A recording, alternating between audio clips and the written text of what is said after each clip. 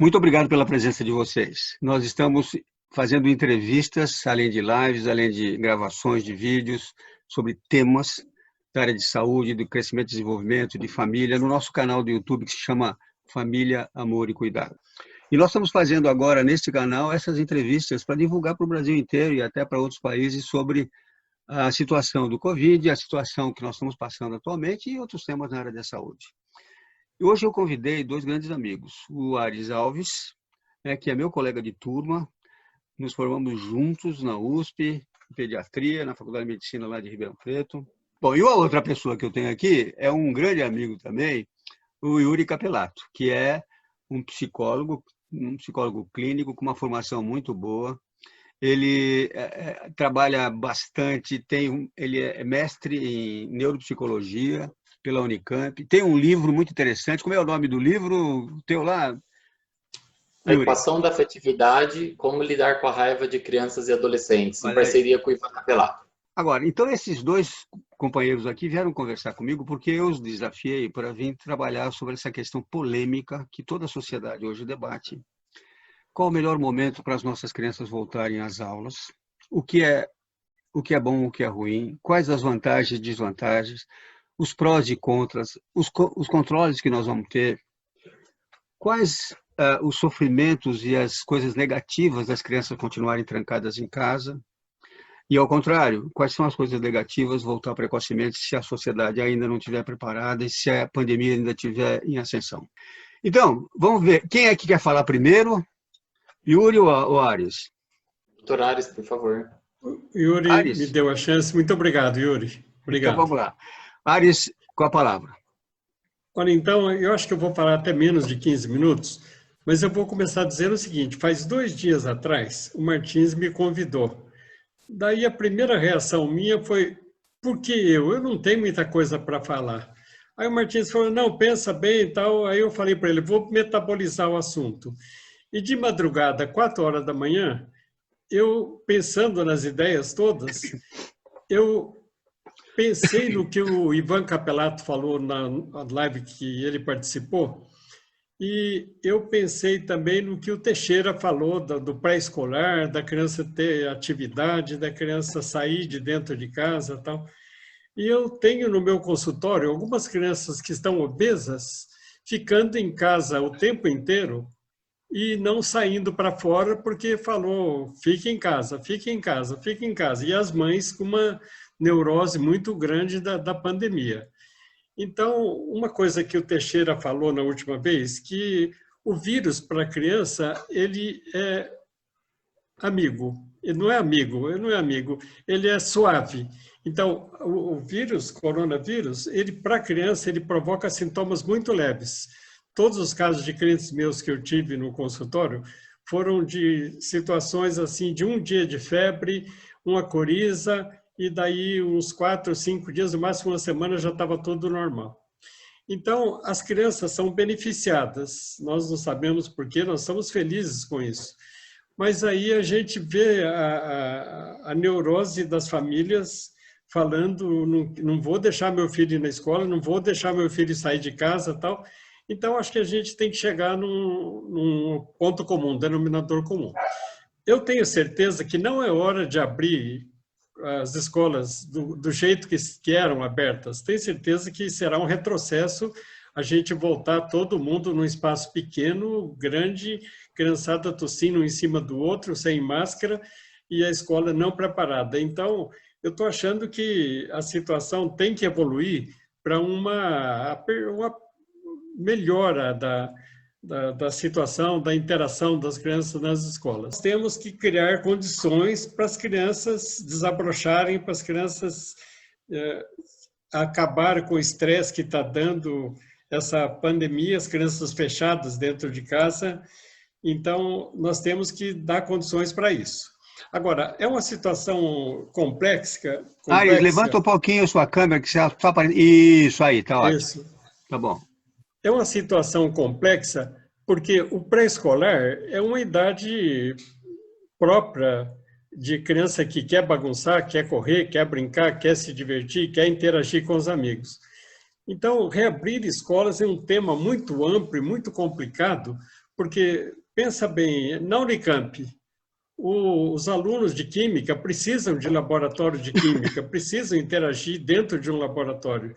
Então, eu estou sabendo que a Unicamp agora está pensando em adaptar a volta às aulas na Unicamp com todas as particularidades lá dos cursos da Unicamp, tipo Física, Química e tudo mais que a Unicamp tem.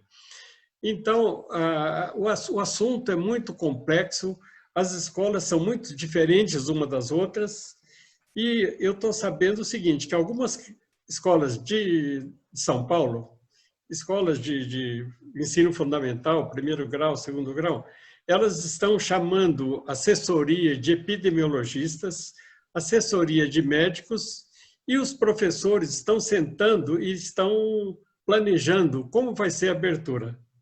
Eu acredito que, se for tudo muito bem planejado, em setembro, eu acredito que nós vamos chegar a uma solução para todos os problemas que aparecem.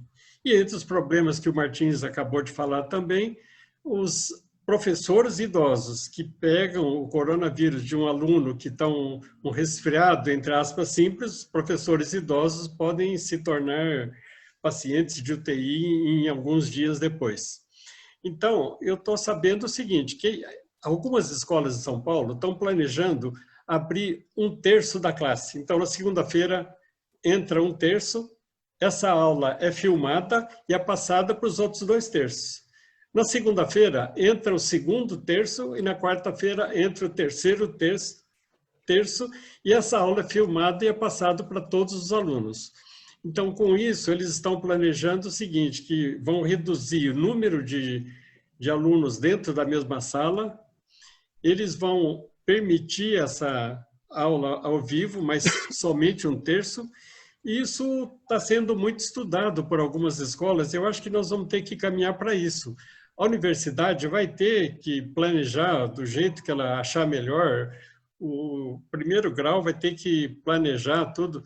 Então, é um assunto muito complexo, é um assunto muito que nós temos que aproveitar também as experiências de outros países, na Ásia e na Europa. Eu não sei como é que eles estão, na França, na Itália, não sei como eles estão. A gente ouve dizer que abriram e depois fecharam, e a gente ouve dizer que está tendo bom resultado.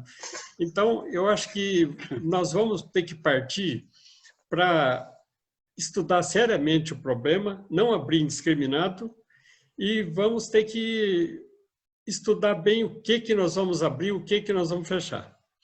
Em relação aos pré-escolares, eu tenho uma visão que o Teixeira falou, da criança sair de casa. Isso é uma coisa a ser estudada, a criança sair de casa e ter uma atividade ao ar livre. Eu tenho uma experiência de caminhar, enquanto eu estive na quarentena, eu tive a experiência de caminhar todos os dias de manhã, quando eu não estava trabalhando, meia hora por dia no calçadão em volta do cemitério Flamboyant. Eu via várias crianças andando de bicicleta, vários adultos andando com máscara, em ambiente aberto. Então, acho que esse caminhar em ambiente aberto, essa atividade das crianças fazendo atividades lúdicas, brincando em ambiente aberto, é saudável. E com isso a gente vai proporcionar para essas crianças uma saída de dentro de casa para aliviar o estresse. O grande problema passa a ser quando os pais começarem a trabalhar e os pais não poderem levar os filhos para esses lugares mais abertos, e daí teria que ter a escola, como o Teixeira falou, o pai tem que trabalhar, o pai é enfermeiro, o pai é motorista de ônibus, a mãe é cozinheira no hospital. Essa mãe e esse pai vão ter que deixar o filho em algum lugar. Então, talvez vai ter que ter uma pré-escola para abrigar essas crianças e para cuidar dessas crianças. Então, eu tenho um vídeo para mostrar de crianças que eu conheço e que tiveram atividade ao ar livre. Esse vídeo, então, que nós estamos mostrando, são crianças aproximadamente mesma idade que se reúnem num espaço aberto e se divertem e acabam com estresse e têm atividade física, não fica sentado na frente de um celular, na frente de um tablet, são crianças que vão brincar em ambiente externo, aberto, e que é saudável, tanto do ponto de vista físico como psicológico, de diminuir o estresse. Então, esse é um exemplo que eu acho que nós podemos passar para os pais, para as pessoas que estão assistindo esse vídeo, de inventar brincadeiras em lugares abertos, para a criança não ficar na frente da tela, como o Martins já falou muito da importância negativa do uso excessivo de telas. Então, a criança ir para a rua, brincar, ambiente aberto, se divertir e gastar energia e ter uma diminuição do estresse que a pandemia está colocando. Então, isso é uma coisa. Então, outra coisa que eu acho importante citar, eu acho que o Yuri vai lembrar também, e o espaço que as escolas têm é uma coisa vital. Tem escolas pequenas que têm 30 alunos numa salinha pequena e um ambiente super restrito. Essas escolas vão ter muita desvantagem na reabertura. Uma escola maior, que tenha área aberta, que tenha quadra de esportes, que tenha chance das crianças fazerem outras atividades, ou atividades mais abertas, essas escolas vão ter vantagens para os seus alunos, vão ter... Agora, a gente sempre pensa também o seguinte, as crianças que moram com avós podem levar os vírus para os avós, então acho que isso tem que haver muito cuidado. As escolas que têm funcionários idosos, diabéticos, obesos, são de grupo de risco, tem que haver muito cuidado.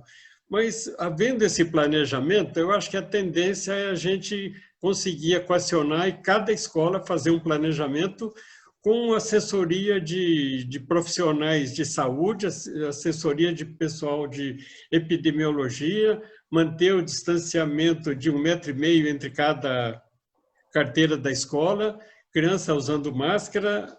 Os meus clientes, eu tenho vários clientes que vão no consultório usando máscara e estão cientes de usar máscara. Então, acho que a escola tem que estar preparada para cobrar das crianças o uso de máscara e deixar muito claro isso com os pais e com as próprias crianças. Então, inicialmente, eu queria falar isso, agora vamos ver o que o Yuri pode falar e depois a gente volta a comentar alguma outra coisa. Tá certo. Bom, obrigado, Ares. Eu acho que foi muito interessante as suas colocações. Eu teria várias coisas para conversar, mas eu acho que eu vou ouvir o Yuri primeiro. A gente não pode falar em escolas como se todas fossem iguais, né? Escolas particulares, Isso. escolas públicas, que são muito diferentes. Certo. Então, isso Tá acho que a certo. gente vai ter que discutir, e eu acho que você sabe disso muito bem. Então, Yuri, Tá agora certo. você, Yuri. Como é que você vê essa situação? Qual é a sua maneira de enxergar? Bom, primeiro, muito obrigado pelo convite, Martins. Eu acho que para mim é muita honra poder estar aqui junto com vocês, ainda mais conhecendo vocês, tendo toda a história de vocês por trabalho. Eu me sinto muito honrado, querendo beber muito do conhecimento de vocês, porque são duas pessoas que eu admiro e idolatro muito por tudo que vocês já fizeram de caminhada. Eu acho que esse é um tema muito controverso mesmo, então eu acho que é muito interessante a gente poder estar aqui falando.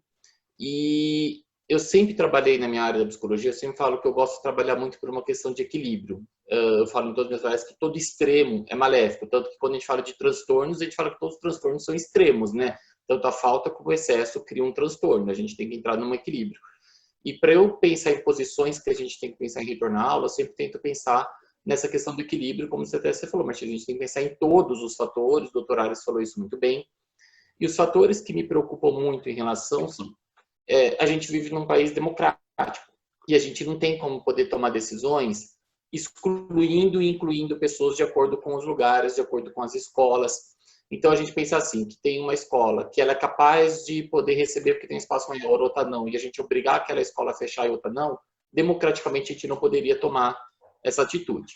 Uma outra posição que me preocupa é em relação assim, a como realmente as escolas funcionam. Eu gostei muito do Dr. Ares falou dessa posição de estar chamando os professores, os diretores, o pessoal de ensino para debater, para eles poderem conhecer um pouco o que é a realidade, né? Durante meu mestrado lá na Ciências Médicas da Unicamp, eu fiquei muitos anos numa escola pública estadual de Campinas, coletando dados, avaliando os alunos, seja os que não tinham queixas, com os que tinham queixa, para a gente fazer os grupos. E aí eu passei muito tempo dentro dessa escola, e era uma escola de ensino fundamental 1, de 1º ao 5º ano. E você vê uma realidade, a dificuldade que você tem de controlar o comportamento das crianças. a realidade até do contato. E se a gente for pensar em desenvolvimento psicológico infantil, desenvolvimento emocional, eu consigo fazer com que as crianças usem máscara, assim, acho que o doutor Ares falou muito bem.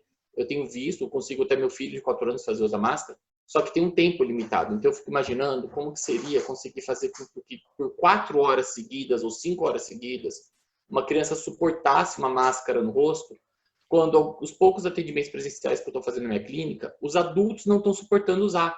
E 30 minutos eles estão coçando o nariz, aí eles põem a mão na máscara, eles tiram, aí eles, peraí, deixa eu respirar, e põe de novo. E são adultos de 20, de 30, de 40 anos de idade que não conseguem suportar ficar máscara por mais de 30 minutos. Eu imagino uma criança por 4 horas. Conseguir manter a máscara e vai ter que tirar a máscara para comer. E como que a gente vai fazer o lanche comunitário dessas crianças e fazer com que eles mantenham essa distância das carteiras, por exemplo. Isso é humanamente possível pensando em questão de infância e adolescência. Porque eles não vão poder se limitar a isso, eles não vão suportar ficar 4 horas o dia todo longe. E no recreio, não poder ficar perto dos amiguinhos. A falta da escola está sendo muito prejudicial para as crianças. Eu acho que isso, todos nós que lidamos com infância, não temos dúvida. Por isso que eu não gosto de extremos. Eu sempre batalhei como Martins, como doutor Ares. Eu acho que todos nós que batalhamos com criança, a gente sempre batalhou sobre a importância dos cuidados, da socialização das crianças, a importância do contato afetivo, das crianças terem um momento para brincar. Eu falo muito nas minhas palestras para as escolas, da importância da criança usar o corpo na aprendizagem, deles poderem correr. Então, essa coisa que o doutor Ares falou, deles terem um espaço, eu achei maravilhoso, porque é o que eu defendo também. As pessoas criticam estarem caminhando na rua, e eu falo, gente, rua é espaço aberto, é muito menos perigoso do que fazer compra num supermercado lotado, cheio de gente. Então, o que me preocupa é a gente mandar essas crianças para a escola e chegar no recreio e falar que eles têm que ficar 1,5 metro de distância um do outro. A gente não vai conseguir controlar isso. E isso vai começar a causar um prejuízo psicológico na cabeça deles muito grande, de repente escapar, ir lá e um ver o amiguinho que faz muito ninguém, dar um abraço, depois se sentir culpado, de falar, ai, droga, eu não devia ter abraçado. E aí a culpa que eles vão começar a sentir pela até essa neurose que a gente criou na sociedade com essa pandemia, porque é algo muito novo. A gente está se sentindo extremamente impotente frente a essa pandemia. Então a gente está vendo que nós não somos os deuses que o ser humano sempre tentou se colocar como deuses potentes que controlam tudo, que podem impedir a morte, impedir tudo. E a pandemia veio para mostrar para a gente que a gente tem uma finitude, que a gente tem limites, não importa o quanto a gente não aceite, a vida dá limites para a gente. E o ser humano não sabe lidar com esses limites. Então, a nossa impotência frente à pandemia está fazendo com que a gente sofra muito. E é um sofrimento. A gente nunca viveu algo igual. Quem viveu isso teria que ter mais de 100 anos na gripe espanhola, que não tem nada de espanhola, né? Porque a Espanha não tem culpa de nada. Ela foi a única que falou os termos de verdade, mas de 1918 a 1920 tivemos 2 anos de uma pandemia. E só quem viveu naquela época sabe o que a gente está passando. A gente não tem ideia. A gente está vivendo tudo muito algo novo. Esse sofrimento que nós estamos passando, eu vejo muito nas crianças. As crianças estão sofrendo de estar trancadas em casa assim, estão sofrendo de não estar vendo os amigos, estão sofrendo de fazer aula online, que eu acho que as escolas tinham que diminuir um pouco, rever e falar, olha, calma, vai se perder um pouco do conteúdo, mas vamos salvar a saúde mental, porque o prejuízo de saúde mental vai ser a longo prazo. Porém, estando na escola, com as regras que até hoje eu li, que eles querem impor, não vai ser saudável também para as crianças. Imagine 1/3 da sala assistindo aula, com uma câmera filmando, aí a gente vai ter problemas de direitos de imagem, porque vai ter crianças sendo filmadas, se ele levantar para ir falar com a professora, ele vai aparecer no vídeo, e aí a professora vai ter que falar que ele não vai poder levantar, ou se ele levantar para sair da sala, para ir no banheiro durante a aula, ele vai passar na filmagem, e os outros amiguinhos que estão online vão estar vendo e vão começar a tirar sarro. A gente vai ter problemas de bullying, vamos ter problemas das crianças que estão na sala de aula pensando nos que estão em casa, os que estão em casa pensando que estão na sala de aula, porque pode estar com a professora. E, como eu dou muito aula para professores, e tenho acompanhado porque os professores são outros que estão em muito sofrimento, eu não sei quando vocês têm conversado com os professores, tem professores que ficam até 4, 5 horas da manhã preparando aula para o dia seguinte, eles já não estão dormindo, não estão descansando. E aí, como você prepara uma aula para ser presencial, com crianças ou adolescentes, onde você vai até a sala, você vai até o caderno, você vê o que ele respondeu ou não, ao mesmo tempo, tem que fazer online, onde você pediu para o cara em casa responder, só que você não vai estar vendo se ele respondeu certo ou não. Quando você está todos online, eles vão te mandando. Se você está presencial, você vê lá o caderno na hora, mas o outro que está em casa você não está vendo. Depois vai inverter. E aí ela não vai conseguir dar conta de preparar uma aula que seja aproveitável, tanto presencial como para quem está online. Então, um dos dois vai se perder, porque ela vai ser preocupado com quem está em casa. Vocês estão ouvindo, tá? Deu para entender? Só que tem o pessoal que está lá na frente. E eu não sei até onde a gente tem professores hoje que vão conseguir, em poucas semanas, porque preparar para dar um online é uma preparação que precisaria muito prazo longo. Se eles vão conseguir se preparar o suficiente para dar conta de uma demanda dupla, de falar ao mesmo tempo online e presencial, e isso ter uma validade para esses alunos. A gente vai ter um ano perdido, em termos de matéria, que eu falo que a gente vai ter que recuperar muito ano que vem, em termos de saúde mental, em termos de saúde física. Então, eu acho que esse debate nunca vai ter um consenso final, e nenhuma palavra que a gente pode falar, vamos afirmar a certeza, porque nós também não temos essa certeza do quanto que uma criança é mais leve, como o doutor Ares falou, mas tem aqueles casos que podem ser de risco que se internam. Como que a gente vai fazer com os casos que são de inclusão? Então, eu tenho autistas, por exemplo, que até a pandemia estavam incluídos, fazem uma saúde normal, só que eles não têm um autocontrole para conseguir ter a higienização que a gente vai exigir com álcool gel, com usar máscara. Então, tem um autista que usa máscara, a cada 5 minutos ele deixa o nariz de fora, ele mexe, ele mexe. Então, a gente numa posição de 1 para 1, eu consigo controlar, ele mexe, eu consigo ajudar, já põe álcool gel. Dentro da sala de aula, a professora não vai dar conta disso. Então, a gente vai voltar a excluir deficiência mental, intelectual, vamos excluir autismo, os TDAHs, que são extremamente hiperativos, que vão fazer as coisas e, ai meu Deus, perdi o controle. Então, eu acho que é muito interessante a gente pensar nesse debate.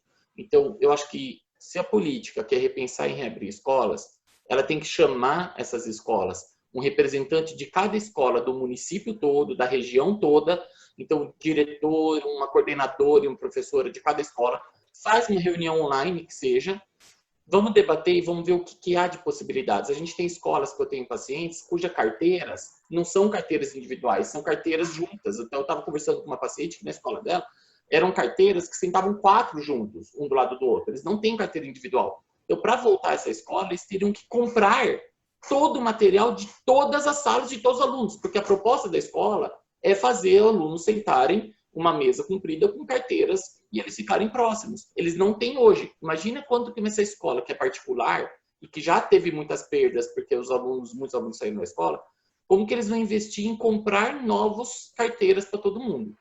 Escolas públicas, eles não têm nenhum espaço que caiba tudo isso.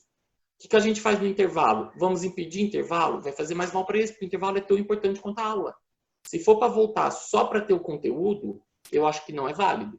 Então, é uma discussão muito longe que a gente tem que fazer. A gente fala de não voltar barbearias, não voltar coisas que a gente pode controlar fluxo, controlar número de pessoas, o tempo que a pessoa fica junto. E estamos falando de voltar à escola. Eu falo, não, primeiro vamos voltar aos serviços. Então, libera barbearia, vamos liberar comércio, que a pessoa fica um pouco tempo lá dentro, entra e sai. Dá para você controlar quantas pessoas entram e saem, dá para você controlar só a entrada de adultos, uso de máscara, usa álcool gel na hora que entra e sai, do que um lugar que a pessoa vai ficar 4 a 5 horas trancado dentro de um ambiente fechado. Quanto a dar exercício para as crianças, eu assino embaixo do que o doutor Ares falou. Eu acho que para crianças, adultos, eu pego o meu filho, venho nas ruas perto de casa, a gente bota para ele andar de bicicleta, de máscara, meia hora de bicicleta de máscara, ele aguenta, sem problema nenhum. Se a gente está fazendo exercício respiratório, a gente melhora a capacidade pulmonar, a gente diminui a chance das sequelas graves que o coronavírus traz. Se a gente tornar as pessoas sedentárias, a gente vai tornar todo mundo grupo de risco. Então, acho que o que está sendo feito de decisões hoje em dia em relação ao coronavírus não estão sendo decisões baseadas em ciência, baseadas em conhecimento e experiência de vida. Eu acho que as pessoas estão tomando muitas decisões precipitadas por essa angústia de ver que eles estão impotentes e sabem que não há nada que a gente faça que vai fazer com que zere tudo. A gente quer minimizar os impactos. Que vai ter impacto, falar que as crianças não vão sofrer? Impossível. Que os adultos não vão sofrer? Impossível. Vamos minimizar o sofrimento. Mas a gente vai ter um ano de sofrimento. E que eu espero, só para finalizar, para não ficar ao longo da minha fala, doutor Martins, que a gente possa usar isso também para rever o que é ensino de escola. Eu tenho visto muitos alunos aprendendo muito mais hoje, não porque é online, porque online é cansativo, mas que eles estão diminuindo aquela ansiedade frente às provas, sabendo que quando eles estão em dúvida, eles vão lá, eles consultam, vê a resposta, e eles chegam nas minhas consultas falando muito mais do conteúdo que eles conseguiram aprender do que aquele nervoso de ter que ser decoreba, memorizar e repetir. Então, que a gente recupere a função da escola, que é a gente aprender, ter conteúdo e não tirar nota, não decorar. Hoje a gente tem um mundo tecnológico, a gente tem que ensinar as pessoas a pesquisar, em vez de só copiar da lousa e colar. Isso é fake news. Eu copio, vejo uma notícia e colo, e nem pesquiso para ver se é real ou não. Então, aproveitar esse tempo de pandemia para a gente então rever o que eu quero da escola. Que ele memorize fórmulas, no qual ele pode abrir a internet e achar na hora que ele quiser, ou eu quero que ele aprenda a pesquisar, a ir atrás de informações, se questionar, descobrir novas informações, em vez de só decorar e repetir o que uma professora coloca. Então, vamos aproveitar esse momento para isso. Qual é a função da escola? É o social, é a aprendizagem e é conteúdo, que é o que a gente busca das pessoas no adulto. Nenhum de nós profissionais, as pessoas chegam para a gente e perguntam que nota a gente tirou na escola ou na faculdade. Eles avaliam se a gente tem conteúdo, se a gente tem conhecimento para passar. Vamos recordar isso com os alunos e vamos salvar a saúde mental deles, permitindo que eles entendam quais são as perdas. Então, vamos ver o que eles podem ter juntos hoje. O que eles podem ter de social, protegendo-os dentro da escola por 4 horas. Eu acho que não ainda é possível, com os comportamentos que a gente tem de alunos hoje, permitir que eles tenham, ou então que a gente libere, mas libere sem máscara, libere para se abraçar, porque chegar na escola, não poder se abraçar, ter que ficar longe, falar de longe, nem com adolescentes, nem com crianças a gente vai conseguir isso, e aí a gente vai começar a brigar muito mais com eles. Você tocou no seu amigo, você fez o quê? E aí eles vão começar a entrar num nível de estresse tão tóxico quanto eles estão tendo hoje também com os níveis online. Não é fácil, e estamos aqui para debater e pensar juntos. Obrigado aí pela atenção, gente. Eu fico muito feliz. Eu acho que as duas apresentações foram muito interessantes. Eu acho que serve para a gente realmente pensar bastante, né? Eu gostaria de fazer alguns comentários para depois a gente iniciar os debates, né? Eu até anotei as coisas que foram colocadas aqui, muito interessantes dos dois lados. E eu fiz um vídeo há um mês e meio atrás e que viralizou aí, teve mais de 2.000 pessoas que... E lá eu falava mais ou menos tudo isso que vocês disseram, mas eu me manifestava, obviamente, contra a volta às escolas, naquele momento. E eu repeti, dizia um pouco o que o Aires falou, para a gente voltar as crianças à escola, temos que pensar nisso que você disse, também flexionar o isolamento, o isolamento total com a volta também das crianças à escola. O que me preocupava naquela vez e agora também é que eu percebo nitidamente que a grande angústia das crianças é o fato delas estando em casa, a maneira como elas reagem, a maneira delas se sentirem melhor, felizes e alegres, e também a questão dos pais, né? Que têm dificuldades, evidentemente, para trabalhar online, quando eles têm um trabalho que permite trabalhar no computador. E me preocupa muito as famílias um pouco mais com dificuldade, mais humildes, cujas mães e pais trabalham em ambientes muito mais físicos, que não podem usar computador para trabalhar, que tem que sair para trabalhar numa barbearia, num restaurante, uma limpeza, ser uma pessoa que trabalha de doméstica e que aí ela não tem saída. Transporte público todo dia, encontrando vírus. Isso. Então, isso que o Aires está falando. Então, na verdade, o que acontece? Essas pessoas ficam numa situação muito complicada. Eu também acho que não dá para pensar em abrir as escolas, só as escolas. Eu acho que tem que pensar numa coisa mais ampla, com todo mundo sabendo que está chegando a hora de a gente parar um pouquinho. O Aires colocou uma coisa interessante que eu queria falar sobre a experiência de outros países, o que eles fizeram. Tem de tudo, Aires. Eu fui atrás dessas informações quando eu comecei a fazer aquele vídeo. Em alguns lugares, a França, a Itália, a situação de volta às escolas não foi boa. Voltou a crescer novamente a incidência de casos, alguns voltaram atrás e fecharam, os Estados Unidos abriu e fechou novamente. Provavelmente venha o segundo pico, a gente vai favorecer esse contágio. Eu não tenho realmente muita dúvida de que o risco existe e é importante. Em relação ao risco das crianças, que já foi colocado aqui, até falei isso naquele dia lá com o Jair Muraovski e com o Teixeira. Eu não consigo entender pegar bebês de menos de 2 anos e mandar para a escola. Eu entendo que esses bebês têm que se abrir para se divertir, fazer coisas, sem precisar ir para uma sala trancada. Porque vem a história, como é que ele vai passear, onde ele vai engatinhar, e para que ele vai nessa escola, né? E isso que o Yuri colocou, não é mais o problema de se preocupar com conteúdo, né? Eu até falei no último live uma coisa que foi muito discutida. Se vocês pegarem a história, na grande epidemia de 100 anos atrás, as pessoas perderam o ano, né? O outro ano recomeçou, ninguém pensou em vir para a escola antes. Claro que era um momento muito mais complicado. Naquela época morreram 50 milhões de pessoas no mundo inteiro. Mas o problema era o quê? E a população do mundo não passava de 1 bilhão, imagine só, isso era menos que a população atual da Índia. Então, vejo que hoje nós estamos numa situação totalmente diferente, morreram 2 milhões de pessoas. Naquela época não tinha oxigênio, não tinha respirador, não tinha antibiótico, não tinha nada. Eles só sabiam. Aliás, o Carlos Chagas, nosso querido Carlos Chagas, esse brasileiro maravilhoso, foi responsável por perceber que tinha que isolar. E foi quando ele isolou, depois que morreu o presidente da República eleito, né? Foi que melhorou a epidemia, mas levou 2 anos. Né? Por que eu estou lembrando de 100 anos atrás? Porque naquela época as escolas ficaram totalmente fechadas e as pessoas perderam o ano e começaram só 2 anos depois. No Brasil, o único lugar que isso aconteceu de novo foi na Revolução Constitucionalista de 32, quando também se anulou o ano inteiro e se começou um outro ano. Bom, então, se a gente acha que a preocupação não é o conteúdo da escola, aí eu acho que o Ares coloca muito bem isso, você também, o Teixeira falou uma coisa interessantíssima. Na live, para quem não viu, eu estou falando de uma live que nós fizemos anteriormente com 2 colegas, o professor Jair Muraovski e com o Roberto Teixeira Mendes, que é colega nosso da Unicamp também. Ele disse o seguinte: as pessoas dizem que as crianças não foram todas atingidas. Verdade. Elas não respondem inflamatoriamente como os adultos que têm quadros graves, mas elas podem ter quadros graves, que é a chamada síndrome de Kawasaki-like, ou a inflamação tardia, e podem até morrer. Tem casos de recém-nascidos que faleceram, mas a incidência é muito menor, é verdade. Agora, o Teixeira disse uma frase, eu acho que muito interessante. Ele falou assim: o vírus não foi tão ruim para as crianças quanto a pandemia. Isso. A pandemia é ruim para as crianças porque isola as crianças, porque ele deixa de fazer o que eles mais gostam, que é de brincar.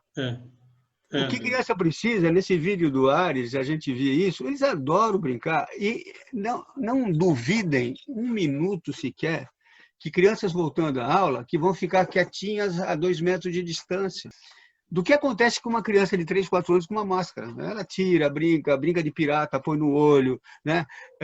Põe no cabeça, troca de máscara com outro, abraça, brinca. É impossível. Como é que ele vai lanchar? Quem vai distribuir comida? Como os professores vão atuar com essas crianças? Como é que nós vamos pegar... Uma pessoa me mandou um vídeo dizendo o seguinte, um vídeo não, uma pergunta, ele me disse assim: olha, na minha escola tem quase 500 crianças e só tem 4 funcionários para ajudar. O resto são professores que estão dando aula. Como é que... Impossível. É impossível, não tem jeito. Como é que vai colocar essas crianças lá? Então, é o que o Ares falou. Vamos ter que pensar caso a caso. Quem vai voltar? Como vai voltar? Por que vai voltar? Até nesse debate lá que estava o Jaime e o Teixeira, eu falei que eu achava que as crianças de menos de 2 anos tinham que ficar em casa. E por que eu falo isso? Porque eu trabalho muito com uma coisa chamada os primeiros 1000 dias. Eu trabalho bastante, escrevo, publico sobre a importância dessa vida, da gestação dos 2 primeiros anos, que a família é fundamental, e a mãe e o pai, sem dúvida nenhuma. E essas crianças não sabem bem que nasceram, eles estão evoluindo ainda, estão dentro ainda de uma formação, acho que o Yuri fala muito bem sobre isso. Então, pegar essas crianças, tirar dos pais para colocar num lugar de risco, é uma coisa, para que os pais possam trabalhar, faz uma licença maternidade temporária para essas mães de bebês ganharem dinheiro e para ficar em casa com seus filhos. Não manda eles para a escola. Então, quem tem filhos bebês vão receber ajuda para poder cuidar dos seus filhos nessa fase. É uma coisa que dá para a gente fazer e propor. Eu acho que a Sociedade Brasileira de Pediatria, a Academia Brasileira de Pediatria que eu presidi, pode sugerir isso. Agora, outra coisa que me parece importante, né, é as consequências dessa proposta. O Ares deve ter essa experiência, eu tive no meu consultório com mães. Eu tive uma mãe ontem, Ares, ela disse assim para mim: eu vi aquele vídeo seu dizendo que você é contra a escola. Ainda bem, porque se você fosse a favor, eu não vou levar meu filho. Então, tem muita gente que, mesmo que abra, eles não vão levar os filhos. Mas quem são? Aqueles que podem ficar com os filhos. É isso que o Ares falou. Tem gente que não pode, porque precisa voltar ao trabalho, porque não está ganhando dinheiro. Então, veja como é complexa essa situação. Nós vamos ter que entender isso, porque nós não podemos arriscar a vida das crianças e aumentar a chance de contaminação para resolver um problema laboral de um grupo populacional. Essas pessoas precisam ser ajudadas. Por enquanto, a gente consegue ver o que a gente pode fazer nesse sentido. Isso é uma ideia. Outra coisa que me deixa bastante... Eu até anotei aqui. É a questão... Eu vejo muita gente preocupada, inclusive eu vi a Sociedade Brasileira de Pediatria, o Ares deve ter recebido isso, soltou um cartaz e um e-mail dizendo o seguinte: Atenção, pais, as crianças não podem deixar de ir no consultório dos médicos. Elas têm que ir no primeiro ano de vida, 3 vezes no primeiro mês, ir de 6 em 6 meses, voltar, tal, tal. O que eu li ali? Eu li o seguinte, os pediatras estão sendo crianças, eles precisam, as crianças não vão na escola, também não vão no consultório.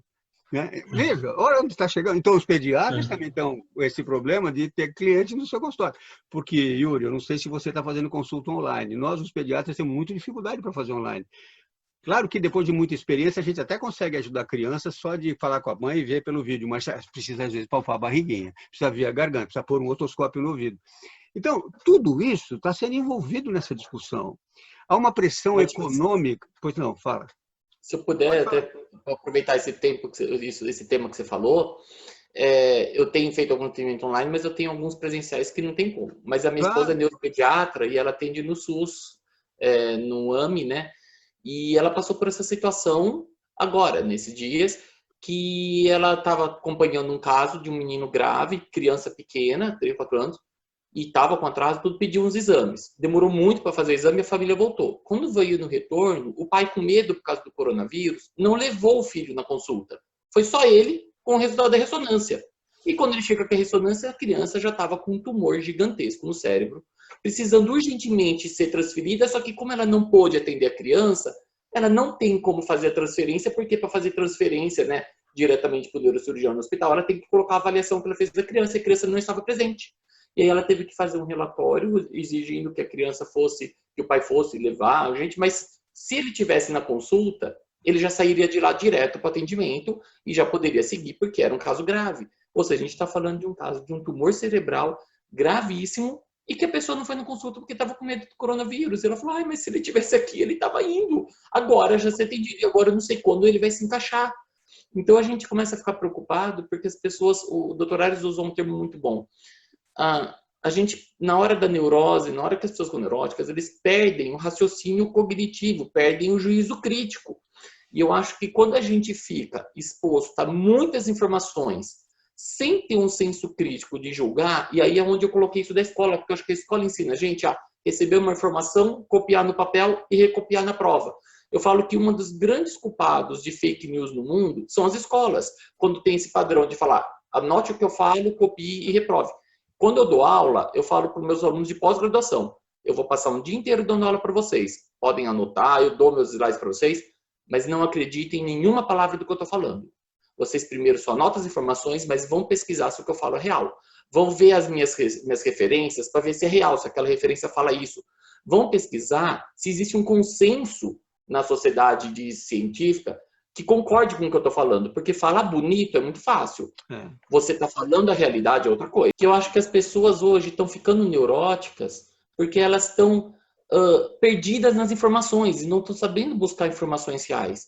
E nessa neurose, elas começam a tomar atitudes que acabam mais se prejudicando do que se ajudando. Então, faltando em consulta médica, você não levar uma criança de 6 meses, um ano, uma consulta com um pediatra, aonde existe um porquê você ter esse acompanhamento, porque é na consulta que o pediatra com o olhar clínico vai poder ter certeza se ele está bem ou não. Isso é neurose. Então, a gente tem que ajudar as pessoas na saúde mental. Não é só falar de volta à escola, mas a gente falar para as pessoas recuperarem o senso crítico. A gente não pode minimizar, não é nada, mas a gente também não pode falar, pronto, agora estamos tudo morrendo, não faz nada. Vamos voltar para o tema aqui, até depois eu quero que o Aires até comente também alguma coisa. Na verdade, eu queria só terminar essa minha fala dizendo o seguinte, acho que o grande problema que aconteceu nessa parada e nessa história das escolas ficarem muito angustiadas com a questão de conteúdo é que nós exageramos nas aulas que nós passamos para as crianças e que os pais têm que acompanhar em casa e ficaram desesperados. Eu achei muito interessante uma frase que eu vi em uma das lives, que é, talvez nesse momento a gente devia passar coisas para as crianças brincarem e ensinar as crianças a brincarem em casa, como o Aires falou, com esse vídeo do Aires, brincar lá no quintal, correr, plantar bananeira, brincar, correr. A Maybi, que eu vou entrevistar, vai falar exatamente sobre todas essas coisas que a gente vai fazer em casa. Quer dizer, por que as crianças não foram mais para a aula? Para se proteger. Mas também para proteger a família, também para proteger os avós, também para proteger os pais. Quando as crianças voltarem para a escola, aí não vai dar para tirar essas crianças de volta e deixar com os avós. Eles vão ter que ficar isolados em casa, junto com os pais, de máscara, porque A gente não sabe como é que vai ser a contaminação na escola. Outra coisa, como é que as crianças vão para a escola? Vão de ônibus? Que ônibus? Como é que vai ser esse transporte coletivo? Tá bom, mas e os que têm condição econômica vão de perua? Como é que vai ser essa perua? Eu vejo meus netos, eu conversei com uma pessoa que leva eles na escola. Como é que vai? Cabe 12 crianças dentro de uma van.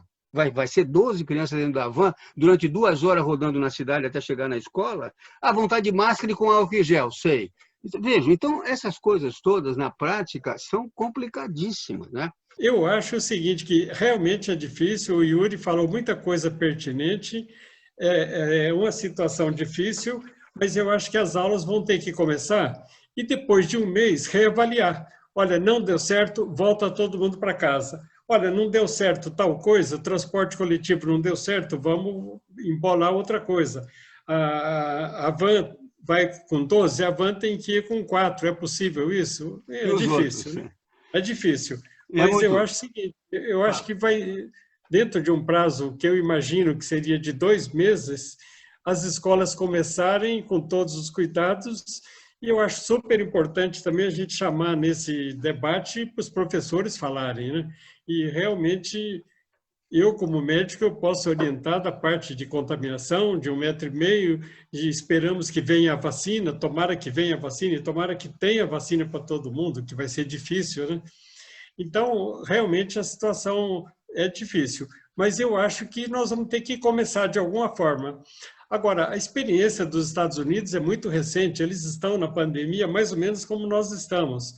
Então, alguns países, como Coreia, Japão, que são países super organizados, que têm outra mentalidade, eles vão dar subsídios para nós, para a gente tentar encaminhar essa volta às escolas. Eu acho que a gente tem que aprender com eles. Aprender com os Estados Unidos vai ser difícil, impossível. Não, eu entendo, Ares, eu concordo com você nesse aspecto da... É claro que Japão e Coreia, eu conheço o Japão, fui lá algumas vezes, conheço a China, também estive lá. São países diferentes. A maneira de... O autoritarismo e a imposição cruel, ditatorial na China não tem comparação, né? Ou você faz ou você faz, né?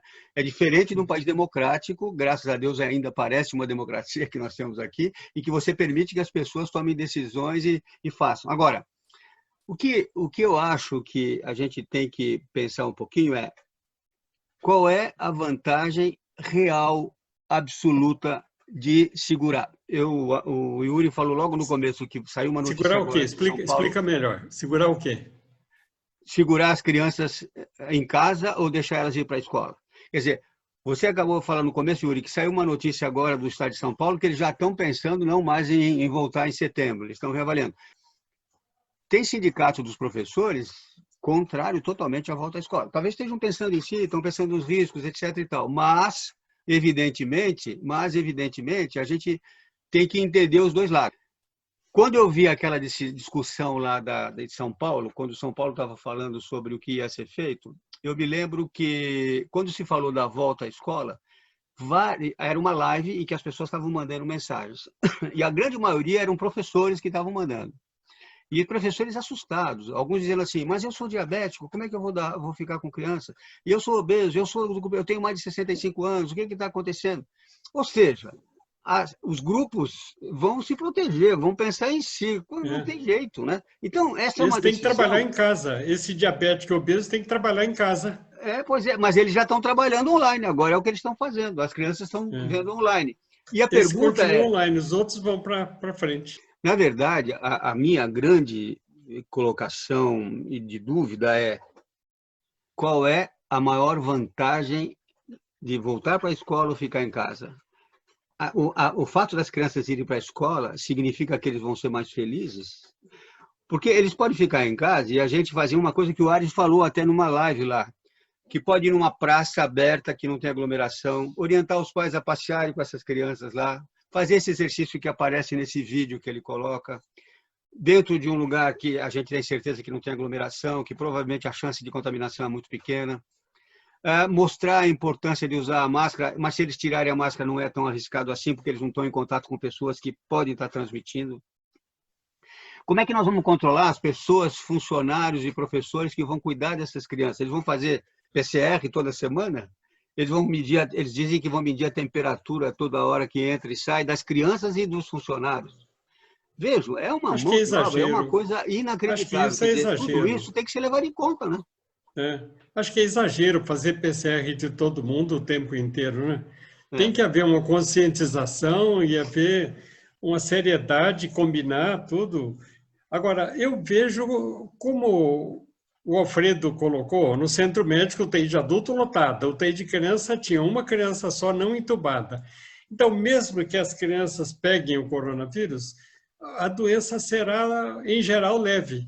Então, eu acho que a médio prazo, começando as escolas, a gente vai ganhar, as crianças vão ganhar pela saúde mental, pelo diálogo e por participar. Mas é um esforço muito grande das escolas, dos professores e dos É pais muito. de submeterem as crianças a essa adaptação. E lembrar, né, Ares, que se elas pegarem na escola e voltar para casa, elas vão passar para os pais, vão passar para os Vão avós, passar para os pais. vão passar para E as se pessoas, os... elas vão aumentar a É, incidência. É por isso que nos países em que se abriu a escola, houve um pico de volta. Outra houve, coisa, qual o momento de a gente fazer isso? É quando a gente tiver certeza que no nosso país a epidemia está caindo e não subindo. tá Ontem teve certo. um pico enorme, foi o terceiro maior pico de incidência e de morte no Brasil. Quer dizer, nós estamos em plena academia subindo, não é o momento de pensar nisso, né? Não, e eu fico pensando assim, se for abrir escola, que possa abrir os parquinhos, porque a gente vê até nos prédios, nos condomínios, os parquinhos estão fechados, as coisas fechadas. Se você for para uma escola, mas com o parquinho fechado, vai ser muito prejudicial. Como que vai ser uma aula de educação física nessa escola? Eles, cada um num canto diferente, ou eles vão poder interagir? Eles vão poder jogar o futebol que eles gostam tanto, ou vôlei, pique-esconde. Então, o que eu vejo é assim, se for para abrir a escola, eu acho que tem que ser um momento que a gente permita abrir a escola e permita eles serem crianças. Porque se for para eles abrirem a escola e eles não poderem ser criança dentro da escola, ter que ser robozinho, ficar distante e não poder falar oi para o amiguinho, não poder chegar perto, ver o trabalho do amiguinho, não vai poder ter trabalho em grupo, porque eles não vão poder fazer trabalho em grupo. Então a gente está perdendo a função do que é a escola. E aí vai ser ir para a escola só para ver o rosto da professora e copiar a matéria no caderno. Isso eles já estão fazendo online. Então, eu vejo muita vantagem para a escola quando a gente puder permitir que eles puderem ser crianças e adolescentes dentro da escola. Os adolescentes vão querer namorar. Eu vejo no condomínio que eu moro, condomínio de casas, um monte de adolescente andando de bicicleta, eu acho isso super saudável. Nenhum deles de máscara, os que os pais obrigam a ser máscara, estão andando com os amigos, põe a máscara aqui embaixo, estão conversando. É isso que vai acontecer. A gente está falando de adolescentes de uma classe média, que são pessoas bem centradas, famílias bem centradas, e não conseguem ficar de máscara nem na meia hora que estão andando de bicicleta na rua, aqui no condomínio. E estão juntos, e estão grudados um com o outro, estão se abraçando, estão rolando na grama. Se a gente puder permitir que eles vão para a escola, vão fazer isso, sem a gente ficar humilhando eles, fazendo bullying, colocando, olha o que vocês estão fazendo, vocês vão acabar. Aí a gente vai poder deixar. Se for para fazer isso e de repente a gente ter que ficar num controle 100%, brigando com eles o tempo todo, o estresse que vai criar nos funcionários e nos alunos é muito grande. Escola pública, o Martins falou muito bem, é o que eu vejo, eu dou aula para professores de escolas públicas, é uma realidade que todas essas regras que a gente está colocando hoje é impossível. A gente não consegue estabelecer. Com o que a gente tem hoje, a gente teria que evoluir como ser humano muito tempo. No Japão, as crianças desde os 4 anos limpam a própria escola. E eles que limpam, eles limpam o banheiro, eles usam máscara. Eles já vêm de uma cultura que seria se a gente pudesse estabelecer aqui, mas a gente está muito longe. E eu não acho que em um mês a gente vai conseguir estabelecer isso. O meu medo é o quanto as crianças vão sofrer, os adolescentes vão sofrer. Eu dei uma entrevista para um canal de TV, há uns 15 dias atrás, e a informação que me trouxeram e me perguntaram era de que uma enquete que eles tinham feito com famílias e queriam saber qual era a opinião de vários profissionais, eu era um deles, é de que 70% da população achava que não dava para abrir a sociedade, que tinha que continuar, mesmo com as dificuldades, 70%.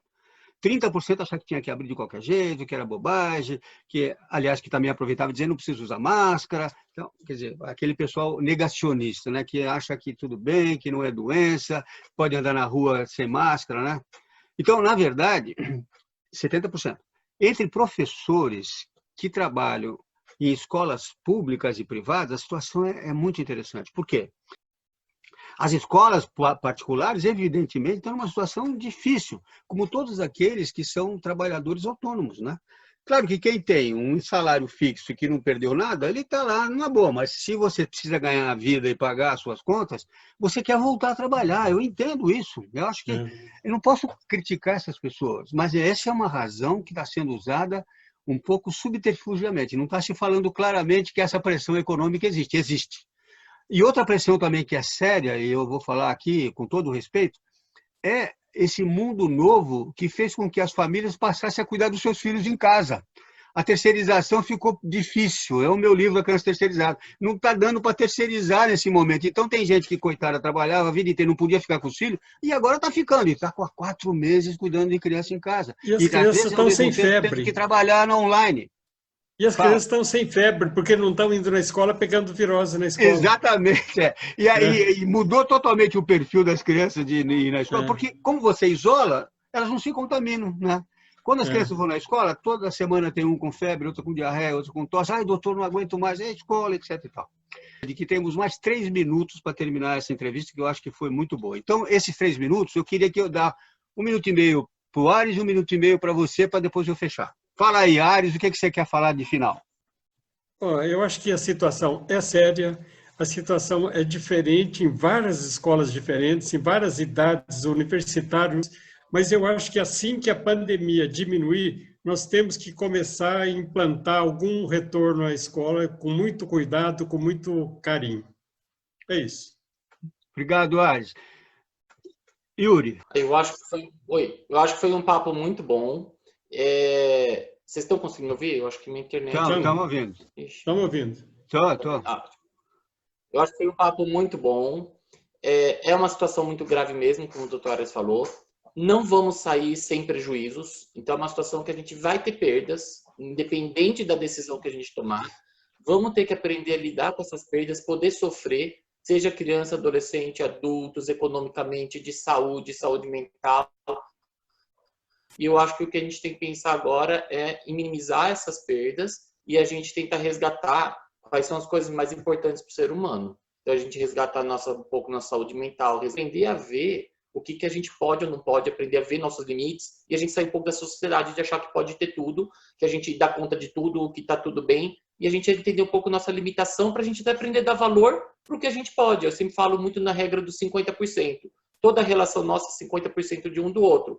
Vamos dar valor para 50% que a gente pode fazer. E os outros 50%, a gente vai ter fé, a gente vai ter cada um sua crença, vamos buscar conteúdos, conhecimentos, mas vamos dar valor porque a gente pode fazer sabendo que tem uma limitação. Impedir perdas, a gente não vai.